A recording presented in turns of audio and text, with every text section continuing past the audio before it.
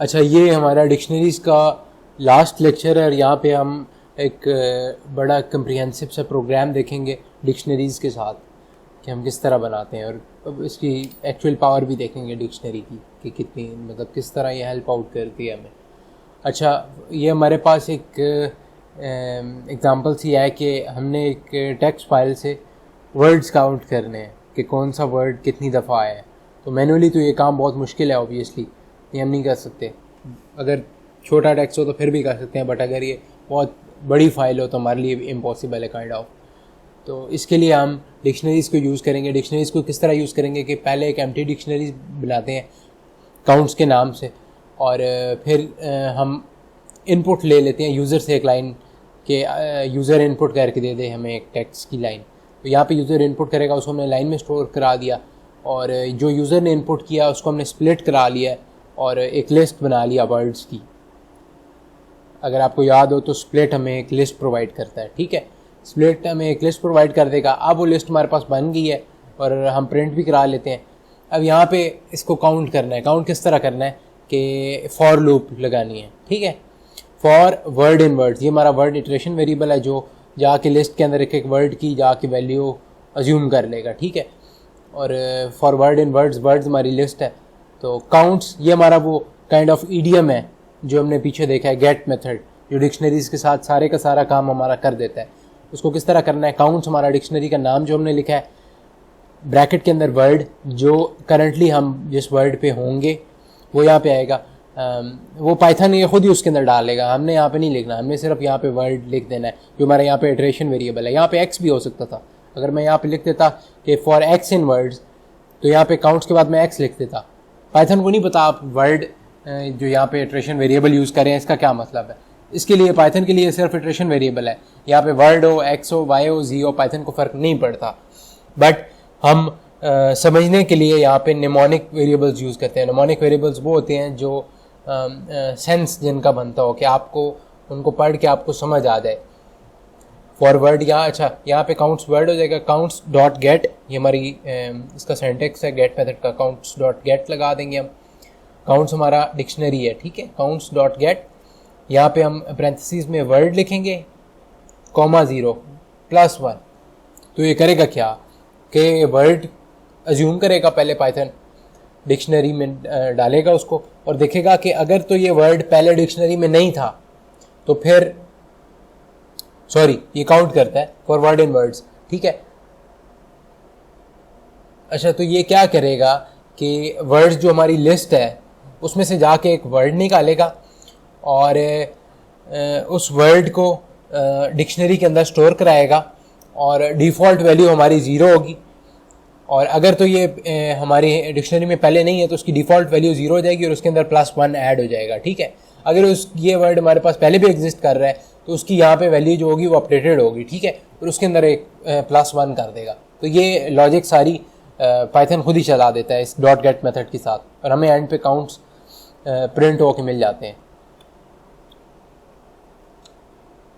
इस तरह से हमारी इसकी यूज़र ये एंटर करता है। फॉर एग्जांपल हमारे पास 2 लाइनें एंड हम पहले यहाँ पे वर्ड्स प्रिंट करा लेते हैं एंड देन हमारे पास इस तरह का काउंट प्रिंट होके आ जाता है, हमारे पास डिक्शनरी बन के आ जाती है। और हम यहाँ से देख देते हैं कि दा जो है वो सबसे ज़्यादा रिपीट हुआ है और इसकी 7 रेपिटेशंस है। अच्छा, ये हमारे पास ना एक डिक्शनरी है। फॉर एग्जांपल यहाँ पे काउंट्स चक 1, फ्रेड 42 और जैन 100। तो यहाँ पे हम इसकी की भी प्रिंट करा सकते हैं। फॉर लूप यूज़ करके हम इसकी कीज़ प्रिंट करा सकते हैं। फॉर एग्जांपल की वैल्यू पेयर्स प्रिंट करा सकते हैं बेसिकली। वो किस तरह कि फॉर की इन काउंट्स, अच्छा यहाँ पे की जो है ये एक इटरेशन वेरिएबल है, ज़रूरी नहीं है यहाँ पे की हो। कि मैं बार बार आपको कह रहा हूँ कि यहाँ पे एक्स भी हो सकता है, वाई भी हो सकता है, ताकि आप कंफ्यूज ना हो। की हम क्यों यूज़ कर रहे हैं, ताकि समझने में आसानी हो। ये वेरिएबल है बेसिकली हमारा, इटरेशन वेरिएबल इसको बोलते हैं। ये कुछ भी हो सकता है एक्सेप्ट जो रिजर्व्ड कीवर्ड्स है। रिजर्व्ड कीवर्ड ही होना चाहिए, बाकी ये कुछ भी हो सकता है। अच्छा, फॉर की इन काउंट्स प्रिंट की, यहाँ पे की प्रिंट होगी जो कि जैन, चक, फ्रेड है। और वैल्यू किस तरह प्रिंट करानी है, वैल्यू प्रिंट कराने के लिए हमने काउंट्स डिक्शनरी का नाम और अंदर ये की प्रिंट कर देना है। तो ये क्या करेगा, की जगह पे पहले फॉर एग्जांपल चक आता है तो चक यहाँ पे आएगा और चक की यहाँ पे वैल्यू आ जाएगी 1। तो इस तरह से ये 1 by 1 फॉर लूप के थ्रू सारे के सारे हमारे पास ये प्रिंट होके जा जाएंगे, की और वैल्यू दोनों।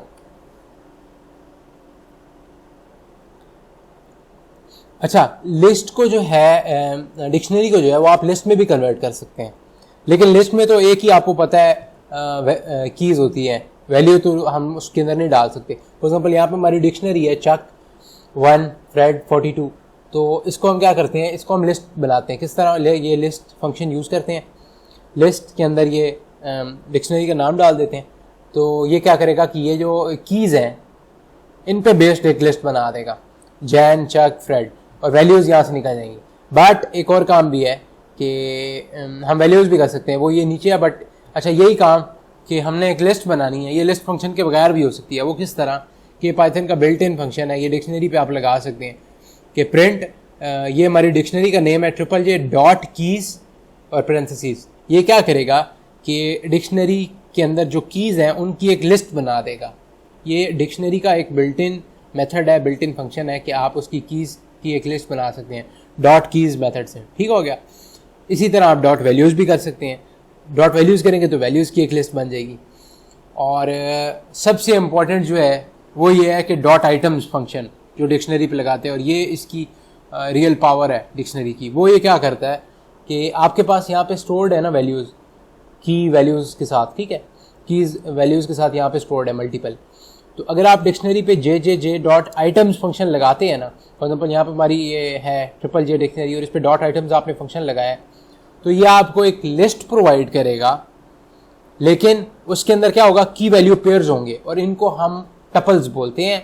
और ट्यूपल या टपल क्या होता है ये हम नेक्स्ट लेक्चर में देखेंगे, बट अभी इतना काफ़ी है कि ये हमारे पास की वैल्यू पेयर बना के, या ट्यूपल या टपल जो भी इसको आप बोलना चाहते हैं वो बोल लें, ये आपको बना के दे देगा। ये लिस्ट है हमारे पास, ये लिस्ट आपको पता है ब्रैकेट्स में होती है, ये ब्रैकेट है बाहर बड़ी वाली, और अंदर ये स्मॉल पैरेंथेसिस के साथ ये जी जैन 100, ये की वैल्यू पेयर बना हुआ है। ठीक हो गया। तो जैन 100 चक 1 फ्रेड 42, इसका आगे यूज़ भी आएगा कि हम क्यों बनाना चाहते हैं, वो हम नेक्स्ट लेक्चर्स में देखेंगे जब हम ट्यूपल्स के ऊपर बात करेंगे। अच्छा, तो की वैल्यू पेयर्स हम इस तरह बना सकते हैं जो मैंने पढ़ लिया है। अब डॉट आइटम्स के साथ ना हम फॉर लूप्स भी लिख सकते हैं। वो किस तरह कि पाइथन में फ़ायदा ये है कि आप 2 इटरेशन वेरिएबल्स भी यूज़ कर सकते हैं। बाकी जो प्रोग्रामिंग लैंग्वेजेस हैं उसमें ये आपको एडवांटेज नहीं मिलता, वहाँ पे एक ही इटरेशन वेरिएबल्स है। पाइथन में आपके पास 2 इटरेशन वेरिएबल्स आप डाल सकते हैं। अब यहाँ पे हमारे पास एक डिक्शनरी है, ठीक हो गया। तो अब हम क्या करते हैं, इसके अंदर इटरेट करेंगे, लूप करेंगे इसके अंदर, डिक्शनरी के अंदर तो नहीं, डिक्शनरी से हम एक लिस्ट बनाएंगे, लेकिन यहाँ पे 2 वेरिएबल्स होंगे, ठीक है, इटरेशन वेरिएबल्स। वो क्या होगा, यहाँ पे AAA, BBB। ये बेसिकली क्या है कि AAA की जगह चक आएगा जो कीज़ आएंगी, और BBB की जगह वैल्यूज़ आ जाएंगी, ठीक है।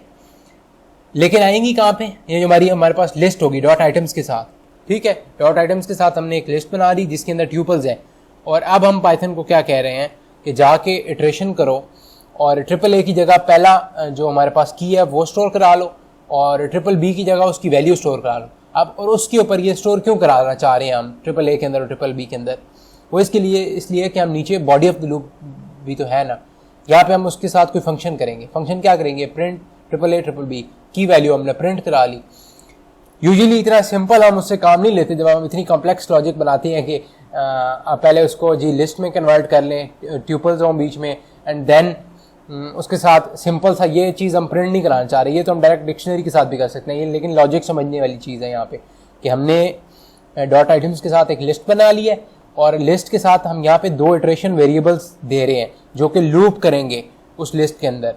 पहला जो वेरिएबल है वो की जगह ले लेगा, और सेकंड वेरिएबल के अंदर वैल्यूज़ आती रहेंगी बार बार, और उसके साथ हम उसके ऊपर कोई फंक्शन लगाएंगे। ये तो बड़ा सिंपल सा हमने उसके ऊपर लगाया है मेथड कि हमने सिर्फ प्रिंट करा लिया। अब यहाँ पे उसकी रियल पावर नज़र आती है। अच्छा, यहाँ पे देखें कि counts is equal to dictionary. अब हम क्या कर रहे हैं कि हमने पहले एक एग्जांपल की थी जिसके अंदर हमने चेक कर लिया था कि कौन सा वर्ड कितनी दफ़ा आया है, बट हमने मैनुअली देखा था कि दा के 7 आ गया है।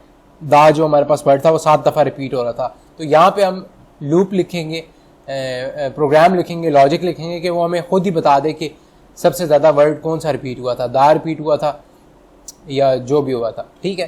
तो उसके लिए क्या करना है कि सबसे पहले इनपुट फाइल, और वहाँ पे हमने क्या किया था कि इनपुट एक लाइन यूज़र से इनपुट करा ली थी, यहाँ पे हम फाइल को रीड कर। अच्छा, यूज़र से हम इनपुट मांग रहे हैं कि फ़ाइल कौन सी रीड करनी है वो बताएं, वो उसने नाम एंटर कर दिया और हमने यहाँ पे हैंडल क्रिएट कर लिया, ठीक है। एक एम्प्टी डिक्शनरी बना ली काउंट्स के नाम से।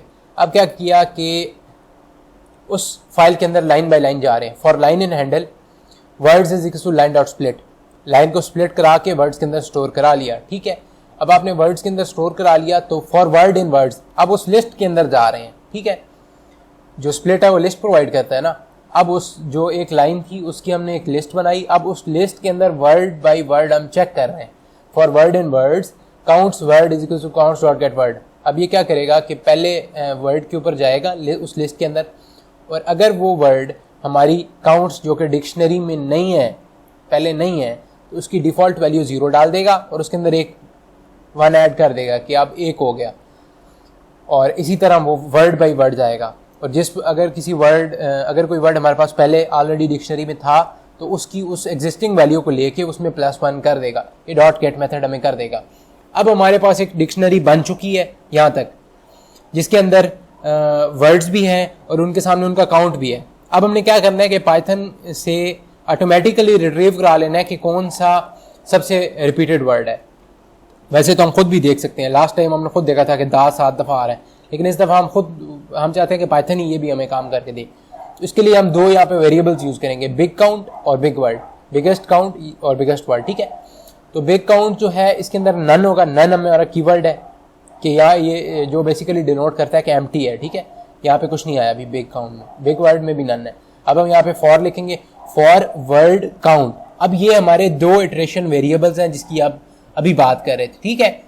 वर्ड काउंट यहाँ पे इंपॉर्टेंट नहीं है, ये XY भी हो सकते थे, ठीक है। लेकिन यहाँ समझने के लिए for word comma count in counts dot items, dot items method लगाया। डॉट आइटम हमें क्या करके देता है आपको पता है कि एक डिक्शनरी की लिस्ट बना के देगा। जो हमारे पास एग्जिस्टिंग डिक्शनरी है उसकी एक लिस्ट बनाएगा, उसके अंदर की वैल्यू पेयर्स होंगे, ठीक है।